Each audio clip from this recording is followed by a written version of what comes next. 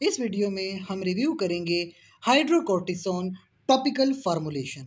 Specific बात की जाए तो 1%, लेकिन इसके अलावा 0.1%, 0.2%, 0.5% और मैक्सिमम चले जाएं 2.5% टॉपिकल क्रीम अवेलेबल है। टॉपिकल लोशंस भी हैं, जेल भी आते हैं, सोल्यूशन भी हैं और ऑइंटमेंट्स भी अवेलेबल हैं। इस वीडियो में हम रिव्यू कर रहे हैं टॉपिकल क्रीम का। अब आपको पता है स्किन के ऊपर मुख्तलिफ तरह की बीमारियां हो सकती हैं, जैसे कि एटॉपिक डर्माटाइटिस।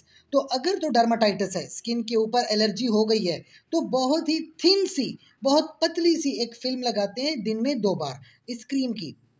अगर तो स्टेरॉइड इस्तेमाल कर रहे थे और कॉर्टिकोस्टेरॉइड रिस्पॉन्सिव डर्माटोसिस हो गई है, उसके लिए भी अगर प्रोराइटिक है या इन्फ्लेमेटरी यानी सूजन हो गई है, तो आप तब भी हाइड्रोकोर्टिसोन इस्तेमाल कर सकते हैं। लेकिन इसके कुछ एडवर्स इफेक्ट भी होंगे। एक तो स्किन एट्रोफी, स्किन जो है वो ख़त्म हो जाती है, एट्रोफिक हो जाती है, छोटी हो जाती है। इसके बाद स्ट्राया यानी कि कुछ लकीरें सी आ सकती हैं, एक्नी फॉर्म बन सकती है, इचिंग वगैरह होती है और इवन पिगमेंटेशन भी हो सकती है, यानी कि मुख्तलिफ तरह के पिगमेंट्स हो सकते हैं। याद रखिए, अगर तो कोई इन्फेक्शन हो, एलर्जी हो या डर्माटाइटिस होगी डायपर की, अब इन कंडीशंस में कभी भी आप कॉन्ट्राइंडिकेटेड है हाइड्रोकोर्टिसोन। आप इन्फेक्शन के दौरान कोर्टिसोन इस्तेमाल नहीं कर सकते, क्योंकि वो इम्यून सिस्टम को सप्रेस कर देगा, तो इन्फेक्शन से लड़ नहीं पाएगा आपका डिफेंस। लिहाजा आप एहतियात करेंगे। प्रेगनेंसी के दौरान वैसे कोई इशू तो नहीं है, टॉपिकल क्रीम है, लेकिन बेहतर ये होता है प्रेगनेंसी के दौरान अपनी गायनाकोलॉजिस्ट से मशवरा कीजिए और गायनाकोलॉजिस्ट के मशवरे के मुताबिक ही आप फैसला लीजिए।